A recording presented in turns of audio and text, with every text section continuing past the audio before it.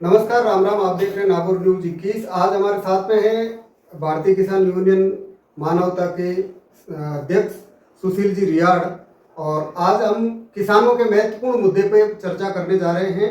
तो पहला तो होली का राम राम आप सभी और सभी दर्शकों को, सभी श्रोताओं को किसान समाज की ओर से होली की बहुत बहुत शुभकामनाएं, हार्दिक बधाई। आज का मेरा पहला सवाल है सुशील जी कि जो अपने किसान सम्मेलन हुआ था पुलिस थाना मेड़ता के पास, उसमें आपने एक घोषणा की थी कि हम विधायक के घर का जो आवास है उसका घेराव करेंगे। तो आपने वो रणनीति उसे पेंडिंग है, वो क्यों रखी? इसे लेके बहुत ज़्यादा चर्चा है, वो किसानों के बीच में हो रही है, तो उसके लिए आपका क्या कहना है?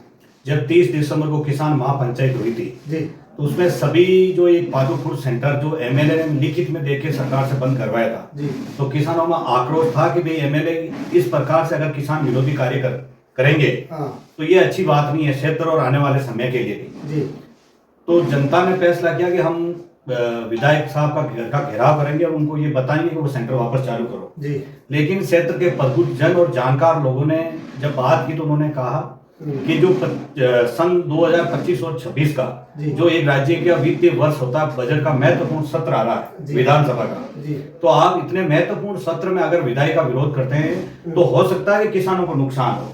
विधायक किसानों की आवाज उठाए नहीं उठाए, सरकार की नजरों में मेड़ता क्षेत्र के किसानों का कोई आर्थिक रूप से नुकसान हो सकता है। तो आप एक बार इस मुद्दे को पेंडिंग रख दो, जिसकी वजह से बहुत सारे युवा किसान और जो जागरूक जुनून वाले किसान है, बुजुर्ग भी, वो भी मेरे से व्यक्तिगत रूप से भी नाराज हुए कि आपने जब कहा तो ये तानाशाही करते हुए सेंटर बंद हुआ है तो आप घर क्यों बैठ गए। लेकिन हम लोगों ने सब सुनते हुए जो हमारे संगठन के सभी प्रमुख जनों ने जो कहा और बजट सत्र की वजह से ही हम रुके।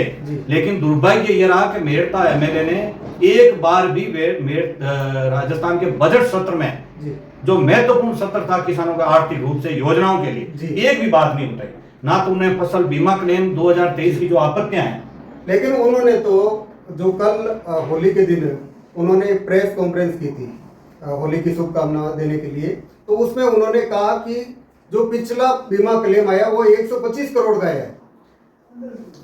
देखिए तो सच वो है कहाँ है, ये पूछना चाहता हूँ। आपको जानकारी है क्या 125 करोड़ रुपए किसानों में बंटे हैं मेड़ता विधानसभा में फसल बीमा क्लेम? देखिए एमएलए साहब क्या है कि अभी सत्ता और पैसों में मगनमस्त हो गए, वो उस नशे से बाहर नहीं निकल पा रहे।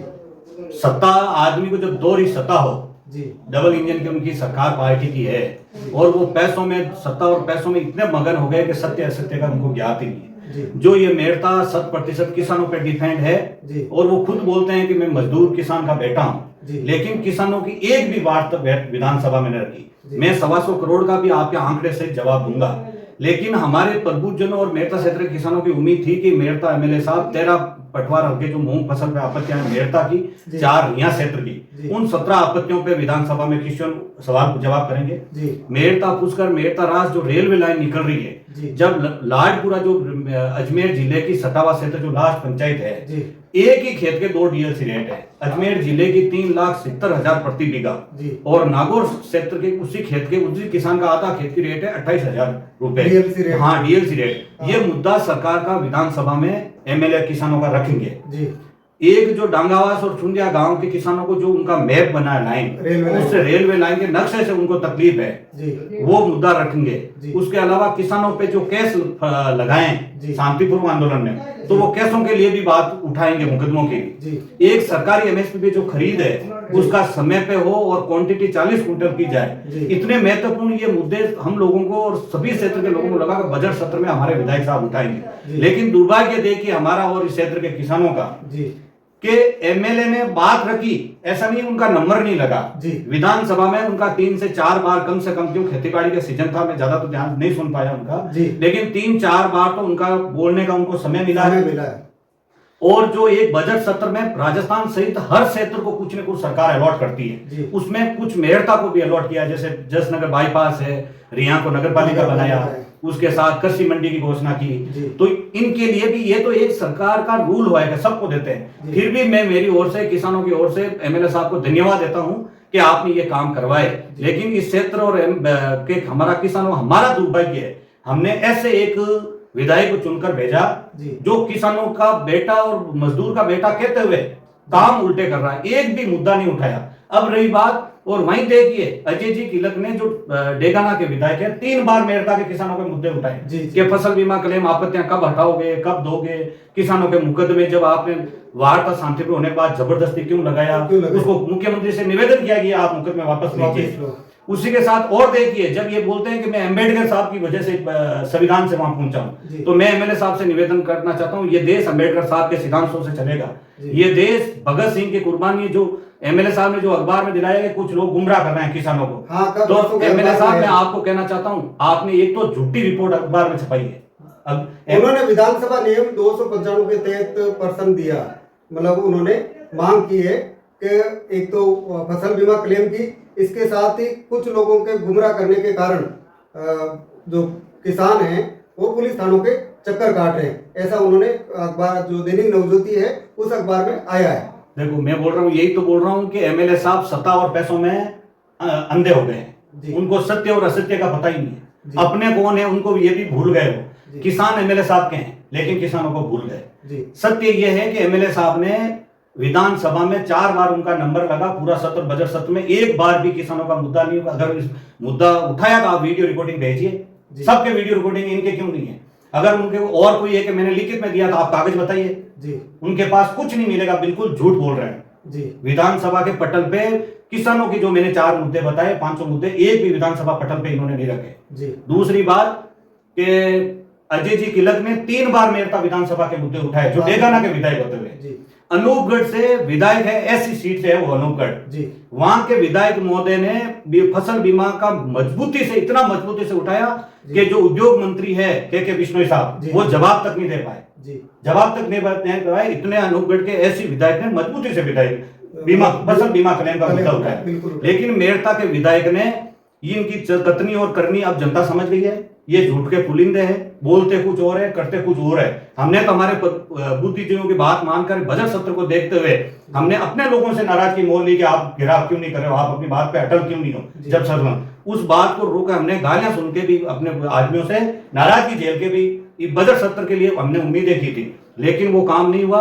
उसके अलावा ये जो बोल रहे हैं कि अंबेडकर के साहब के संविधान को भी ये नहीं मानते, अगर ये अंबेडकर साहब के संविधान को मानते हैं तो एससी एसटी जो पटवारी की 1755 की जो भर्तियां निकली है, एससी एसटी और ओबीसी का रिजर्वेशन की सीटें खा गई सरकार, एक शब्द एमएलए मेरता ने नहीं बोला। ये ने तो अंबेडकर के संविधान को मानने वाले आदमी है, ये किसानों को मानने वाले आदमी है। ये केवल और केवल कुछ लोगों के हाथों में खिलौना बनकर अपने ही लोगों को ये जड़ें बांटने का काम कर रहे हैं।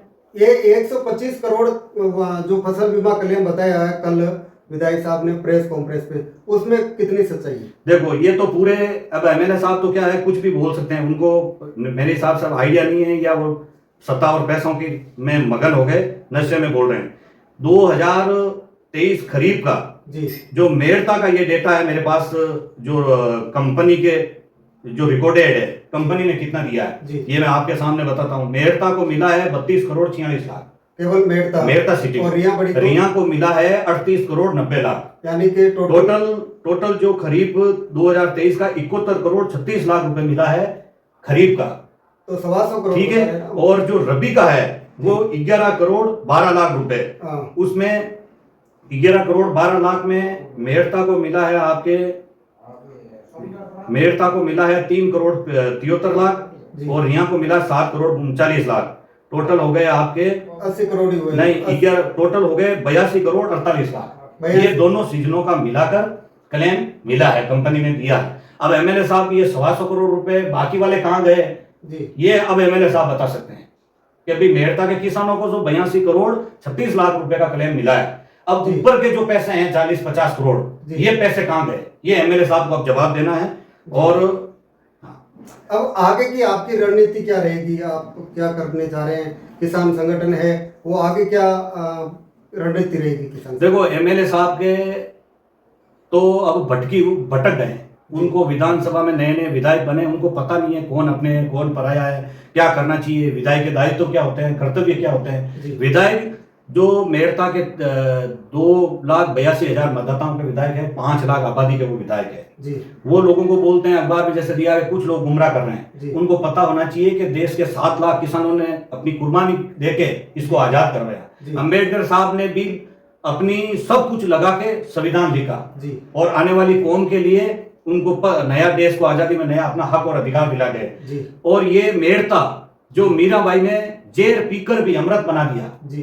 तो हम लोग अंबेडकर साहब, भगत सिंह जैसे 7 लाख लोगों को मानने वाले लोग हैं, मीराबाई को मानने वाले लोग हैं, महाराणा प्रताप के रास्ते पे चलने वाले लोग हैं। महाराणा प्रताप ने भी अधीनता स्वीकार नहीं की थी जी। तो ये जो सत्ता के नशे में कुछ भी बोल देते हैं, अगर वो लोग भटके हुए थे, गुमराह करते थे, तो हम भी गुमराह कर रहे हैं जी। तो हम भी इस किसान कौम के लिए भगत सिंह बनकर, अंबेडकर के पद चिन्हों पर चलकर, महाराणा प्रताप के रास्ते पर और मीराबाई की तरह जेल पीकर भी इस किसान कौम के हक और अधिकार के लिए लड़ेंगे। और एमएलए को लगता है कि ये भटकाते हैं तो फिर हम जरूर भटकाते हैं। अगर अंबेडकर साहब ने भटकाया तो फिर हम भी भटका रहे जी। और आगे जो आपने कहा कि क्या करोगे, हमारा 5 सदस्यीय कमेटी एक बार एमएलए साहब से हम मिलेंगे किसान, क्यों हम नहीं चाहते कि किसानों में एमएलए साहब को किसान समाज क्या निर्णय ले उससे पहले एक बार और मौका देंगे जी। एक बार तो बजट सत्र में किसानों को खुला धोखा मिला है, फर्जी अखबारों में रिपोर्ट वाहवाही ले ली जी। फर्जी क्लेम का आंकड़ा बता दिया जी। एक शब्द इस एमएलए ने विधानसभा में बोला नहीं है जी। हमारे प्रबुद्ध जनों की, बुजुर्गों की जो आशा थी उस पर खरे उतरे नहीं है। लेकिन हम एक बार, हम नहीं चाहते कि हमारा एमएलए, हम तो मान गुमान से कहते हैं कि हमारा एमएलए ने जो भी काम किया प्रशासनिक रूप से, चाहे जसनगर बाईपास का हो, हॉस्पिटल का हो, रिया पंचायत समिति नगर पालिका का हो, मंडी के लिए हो, हम तो उसके लिए भी एमएलए साहब को धन्यवाद देते हैं, क्यों हमारे एमएलए है वो। अब वो हमारे को अपना मानते हैं नहीं मानते, वो उनकी इच्छा।